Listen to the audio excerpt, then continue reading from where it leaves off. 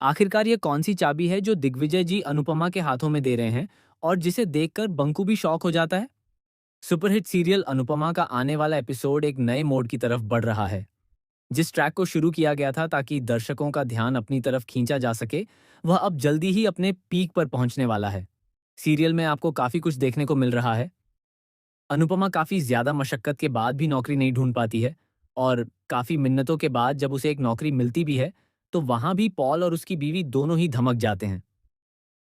पहले तो ये दोनों मिलकर अनुपमा को परेशान करने की कोशिश कर रहे थे, लेकिन जब अनुपमा की अच्छाई और उसके काम को देखकर वहां के मैनेजर और ऑनर ने मिलकर उसे सुपरवाइजर का टैग दे दिया, तो यह बात रोजी से बर्दाश्त नहीं हुई।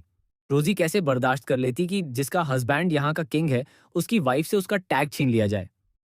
यही बात सोच सोचकर उसने अनुपमा को वार्निंग दी थी कि वह उसे इस होटल से बेइज्जत करके धक्के मारकर निकलवाएगी, और अब उसने ऐसा कर भी दिया। अनुपमा के साथ दरअसल होता यूं है कि वह अपनी बेटी को स्कूल से थोड़ी देर के लिए अपने काम पर ले आती है, जहां वह एक गेस्ट के बच्चे के साथ खेलने लगती है।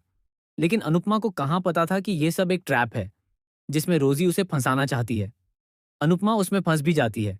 जब शाम को वह अपनी बेटी को लेकर घर आती है, तो खुशी खुशी बंकू के साथ एक खूबसूरत पल शेयर करती है।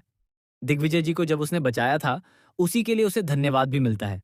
दिग्विजय जी इस बात से काफी आहत होते हैं कि ये सब कुछ अनुपमा जी के साथ ही क्यों हुआ, लेकिन इसके बाद अनुपमा काफी खुश नजर आती है।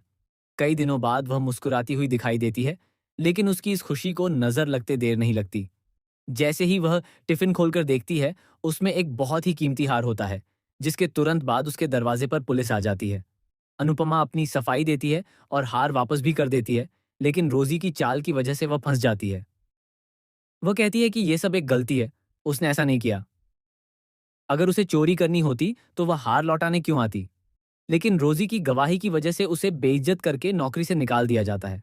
हालांकि उस पर कोई केस नहीं होता, क्योंकि गेस्ट कहती है कि उसे उसका हार मिल गया है, इसलिए वह कोई कानूनी कार्रवाई नहीं करना चाहती।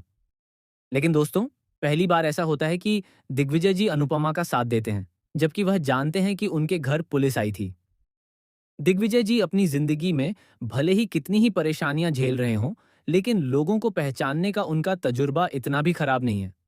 वह अनुपमा जी को अच्छी तरह जानते हैं और समझते हैं कि वह झूठ नहीं बोल सकती।